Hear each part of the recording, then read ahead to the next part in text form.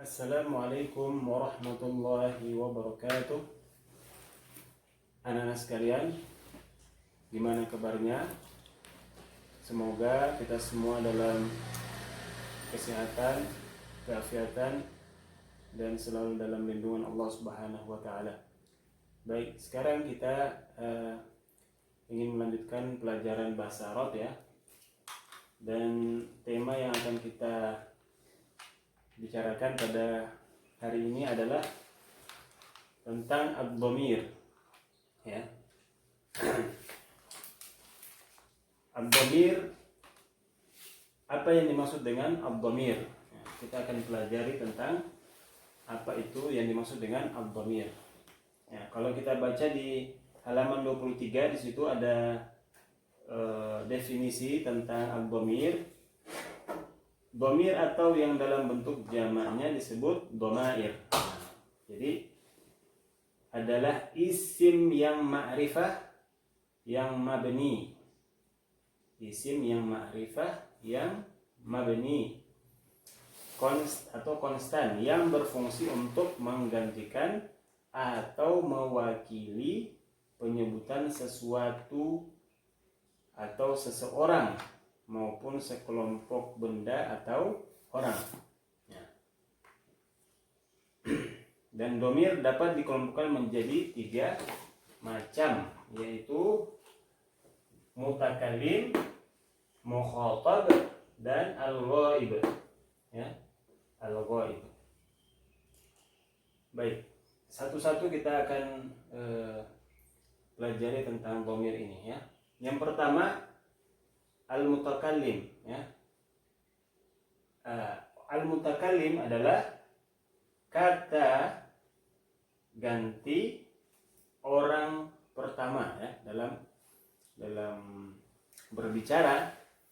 Misalkan Ustadz ingin mengatakan kepada lawan bicara, nah Ustadz ini adalah posisinya sebagai mutakallim ya, mutakallim. Ana uridu an adhaba ila baitik. Nah, Ustadz mengatakan saya ingin pergi ke rumahmu. Nah, di sini Ustadz sebagai al-mutakallim ya. Sedangkan orang yang Ustadz sampaikan tadi, orang yang Ustadz lawan bicara itu disebut al-mukhatab. Engkau itu adalah orang yang Ustadz ajak bicara. Nah, di sini Ustadz berposisi, Ustadz kasih contoh ya. Nah, di sini ada contoh ana tilmizun. Contohnya adalah ana tilmizun. Ana tilmizun.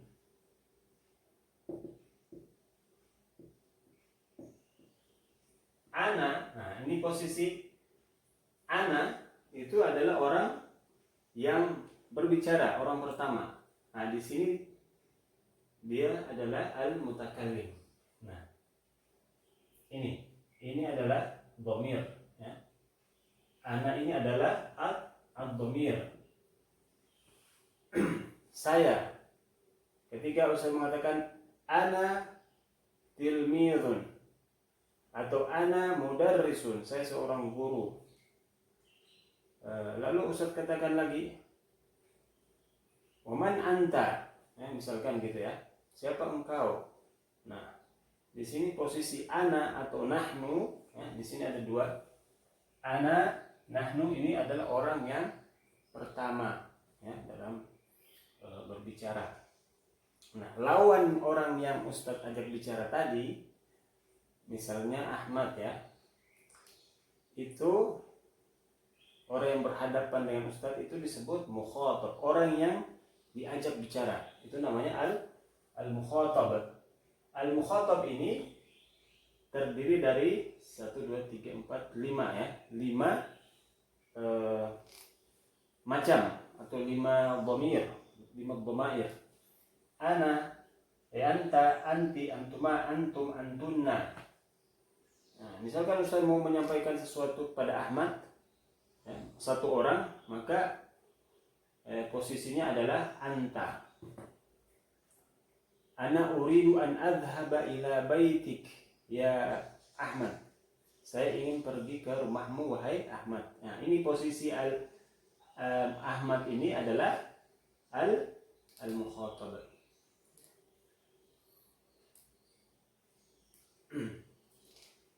Kemudian al-ghaib, ya, yang ketiga adalah dhamir al-ghaib. Al-ghaib ini, ya, orang yang orang ketiga, ya. Misalkan kita Ustaz berbicara dengan Ahmad, ya. Lalu saya katakan, apakah misalnya Isa, ya, apakah Isa akan datang? Nah, Ustaz posisinya berbicara sama Ahmad, lalu Ustaz katakan, ya Isa, ya Ahmad, apakah Isa akan datang? Isa ini teman kita juga, tapi posisinya tidak berada bersama-sama kita, ya. Nah, kita berbicara tentang teman kita Isa. Nah, ini Isa ini adalah orang yang ketiga, ya, huwa, huwa atau hiya atau hunna atau hum atau huma hum. Nah, ini al-ghaib. Jadi dhamir itu terbagi 3 kelompok. Al-mutakallim sebagai orang yang pertama yang berbicara, kemudian al-mukhatab orang yang diajak berbicara, ya, yang di depan kita, ya. Bisa juga banyak orang, antum, misalnya Ustaz menyampaikan pembelajaran tentang bahasa Arab, di situ banyak siswa-siswa, maka orang yang Ustaz ajak bicara itu banyak, ya, menggunakan antum. Antumul an fi hadzal fasl, Ustaz sampaikan, maka di situ adalah al-mukhatab. Kemudian yang ketiga adalah al-ghaib, ya, orang ketiga yang kita lagi bicarakan, ya. Al-mutakallim, al-mukhatab ini ketika berbicara tentang sesuatu, teman atau sesuatu lah, maka yang ketiga itu disebut dengan al-ghaib, ya. Mudah-mudahan bisa dipahami.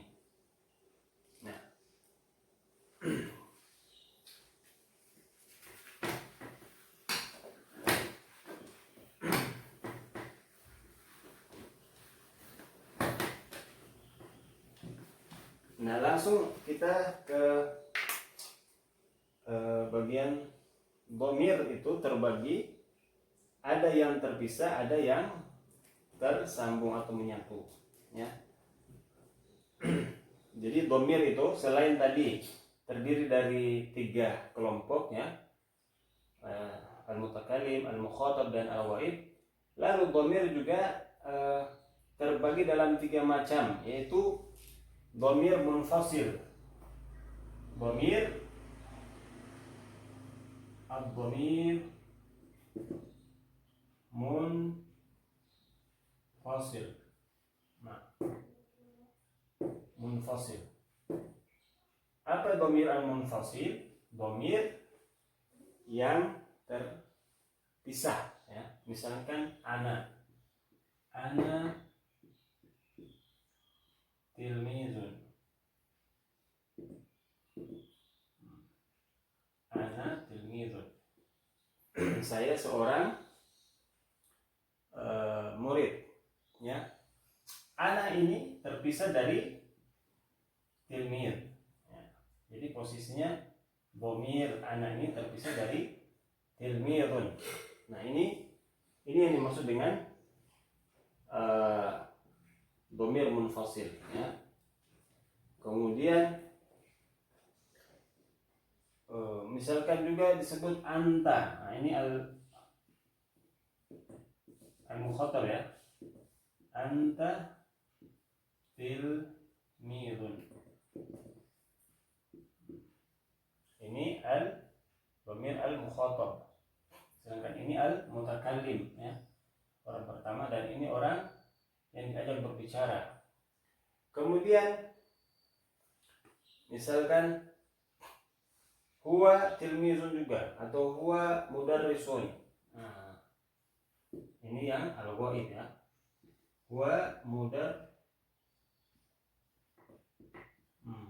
mudarrisun. Nah, huwa ini disebut dengan dhamir munfasil ya, yang terpisah. Nah, munfasil itu artinya terpisah. Baik. Jadi ana, anta, huwa itu merupakan dhamir yang munfasil ya, terpisah. Terpisah maksudnya apa? Terpisah dari tilmizun ini sebagai mubtada atau khabar mubtada. Baik. Kalau sudah bisa dipahami al-munfasil ya, jadi terpisah ya. Dari segi penulisan juga terpisah. Anta tilmizun. Ya, ana tilmizun. Ini saya, ini seorang murid. Engkau seorang murid. Dia seorang mudarrisun, ya, guru. Lalu seperti apa contoh dhamir muttasil atau yang tersambung ya, dhamir muttasil.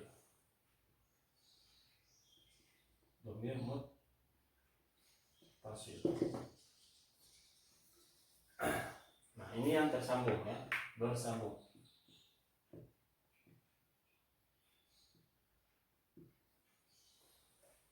Contohnya di sini adalah ismi Ahmad.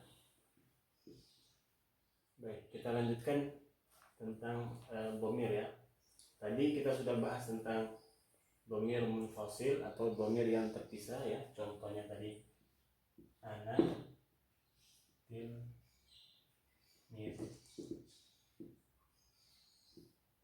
Kemudian anta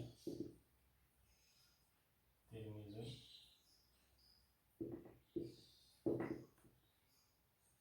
Kemudian huwa mudarrisun. Ini hanya sebagai contoh aja ya. Nah, ini ketiga-tiga ini adalah ana, anta, huwa. Ini ketiga-tiganya adalah dhamir yang munfasil atau terpisah dari kalimat atau kata di depannya. Baik, sekarang kita masuk ke muttasil.